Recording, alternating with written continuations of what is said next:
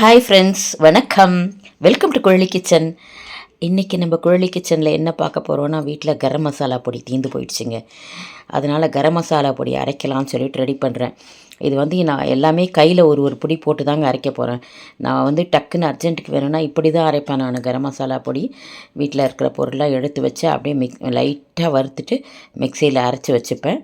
ரொம்ப நல்லாயிருக்கும் இதுவும். இப்போ பாருங்கள், இதில் பட்டை எடுத்து வச்சுருக்கிறேன். இது என்னென்னா ஸ்டார் அனைஸு, பட்டை ஸ்டார் அனைஸு. சில பேர் கரம் மசாலா பொடிக்கு வெறும் பட்டை, ஏலக்காய், லவங்கம் அது போட்டு அரைச்சிக்கலாம், அது ஒரு மெத்தடு. ஆனால் இது வந்து நம்ம ஆஸ் யூஷுவல் எப்போதும் யூஸ் பண்ணுற கரம் மசாலா பொடி இப்படி தாங்க நான் அரைப்பேன். பாருங்கள், இதில் வந்து பட்டை இருக்குது, இது வந்து கிராம்பு, ஏலக்காய், ஸ்டார் அனைஸ் எல்லாமே கையில் ஒரு பொடி எடுத்து போட்டிருக்கேங்க நான். நல்லா தாங்க இருக்கும் எல்லாமே. இந்த மாதிரி நம்ம அரைச்சிக்கலாம். தீந்துருச்சுன்னா நம்ம வீட்டில் இருக்கிற பொருளை வச்சு அரைச்சிக்கலாம். இப்போ இதான் இருக்குன்னா இதை வச்சு நீங்கள் அரைச்சி வச்சுக்கலாம். இது வந்து என்னென்னா ஜாதி பத்திரி, இந்த ஜாதிக்காய் மேலே இருக்கிற தோல் இருக்குல்ல, செம்ம வாசனையாக இருக்கும் அது. அதனால் ஒரு ரெண்டு ஒண்டி போட்டுக்கிறேன். ரொம்ப நிறையா அது போடக்கூடாது, வாசனை ரொம்ப அதிகமாக வரும் அந்த ஜாதி பத்திரி. அதனால் சும்மா ஒரு 2 மட்டும் போட்டுக்கலாம்னு சொல்லிட்டு போட்டிருக்கேன் நான். அது சும்மா ஒரு 2 இதழ் போட்டாலே செம்ம வாசனையாக அடிக்கும். இது ஜீரகம்.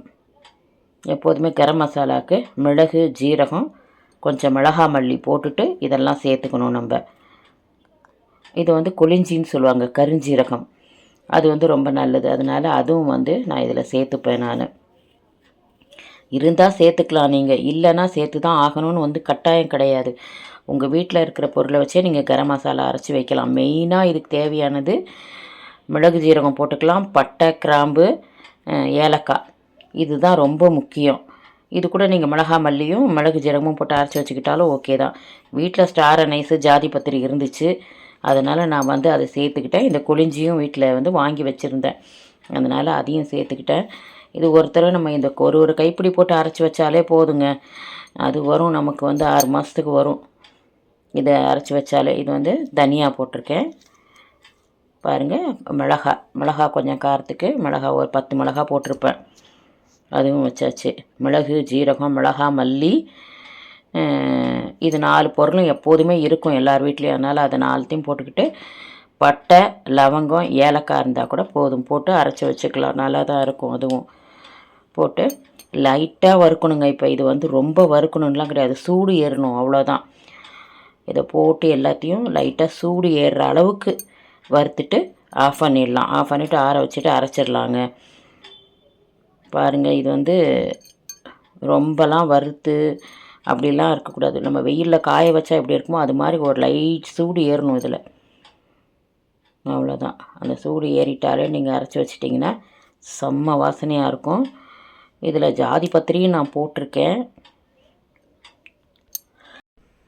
ஜாதிக்காய் இருந்துச்சு வீட்டில், அதுவும் கொஞ்சோண்டு போட்டுக்கலாம்னு சொல்லிட்டு போடுறேங்க. அதெல்லாம் உடம்புக்கு நல்லது தான் அது. அதனால் வேண்டி கொஞ்சோண்டு ஒரு துளி தான் சேர்த்துட்டு அரைச்சி வச்சிட்டேங்க. லைட்டாக சூடு ஏறிச்சின்னா போதும்.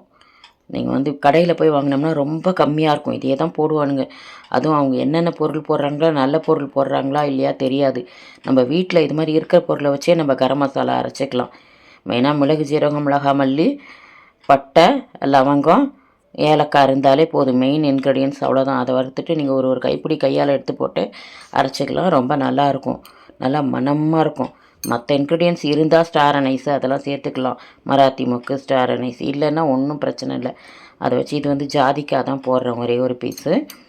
அதையும் போட்டு வறுத்துட்டு மிக்சியில் அரைச்சி வச்சுக்க வேண்டியதாங்க. வீட்டில் இல்லாமல் இருந்துச்சு, அதனால தான் டக்குன்னு இதை எடுத்து போட்டு அரைச்சேன். சரி, அரைச்சதை உங்கள்கிட்டையும் காமிச்சிடலாம் அப்படின்னு சொல்லிட்டு வீடியோ எடுத்துட்டேன். நல்லா இது வந்து ஒரு பாட்டில் ஃபுல்லாக வந்துச்சுங்க. ஒரு சின்ன பாட்டில் பார்த்தா ஒரு 1/4 கிலோ இருக்கும், அவ்வளோ வந்துச்சு. நிறைய நாள் நமக்கு வரும். நம்ம என்னங்க ஒரு அரை டீஸ்பூன் தான் போடுவோம், அவ்வளோதான். வறுத்தாச்சு. லைட்டாக சூடு ஏறினா போதும். சூடு ஏறினோடனே எடுத்து நல்லா கொஞ்சம் ஆறினோடனே மிக்சியில் போட்டு அரைச்சி வச்சுக்கலாங்க. அது பாட்டும் எவ்வளோ நாள் வேணாலும் வீணாக போகாது, நல்லாயிருக்கும். வாசனையாகவும் இருக்கும். நம்ம வீட்டிலையே அரைக்கிறதுனால செம்ம வாசனையாக இருக்கும். சும்மா கொஞ்சம் போட்டுக்கிட்டாலே போதும், 1/4 டீஸ்பூன் போட்டால் கூட போதும். நல்ல இந்த கரம் மசாலா வாசனை அவ்வளோ சூப்பராக இருக்கும். குருமாவில், கறி குழம்புல, சிக்கன் குழம்புல எதுலேயும் எல்லாத்துலேயும் பிரியாணியில் எல்லாத்துலேயும் யூஸ் பண்ணலாம். கண்டிப்பாக உங்களுக்கு இந்த வீடியோ பிடிச்சிருக்கும் அப்படின்னு தான் நான் நினைக்கிறேன். பாருங்கள், அவ்வளோதான். கொஞ்ச நேரத்துலேயே கரம் மசாலா பொடி ரெடி ஆயிடுச்சு.